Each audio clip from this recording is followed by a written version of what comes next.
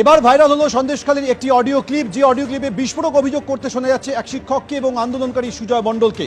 সেই অডিও ক্লিপে অভিযোগ শোনা যাচ্ছে যে আন্দোলনকারী মহিলাদেরকে বিজেপি প্রভাবিত করেছিল।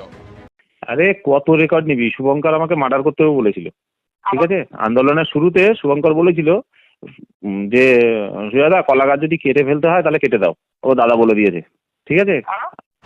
সন্দেশখালী কাণ্ড নিয়ে এবার ভাইরাল অডিও ঘিরে নতুন করে চাঞ্চল্য।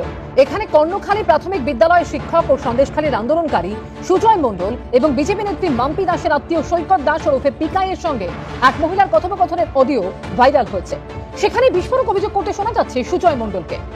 শুভঙ্কর আমাকে বলেছিল আন্দোলনের শুরুতেই, যেদিন ও আমাকে নাম্বার দেয়, বলছে কলা গাছ যদি কেটে দিতে হয় তো কেটে দাও, ঠিক আছে? কলা গাছটা হচ্ছে যদি কাউকে মেরে দিতে হয় সেটাই। আমি বললাম কি বলছো তুমি, মার্ডার করতে বলছো? এইসব কি, এইসব ইয়ে করো না,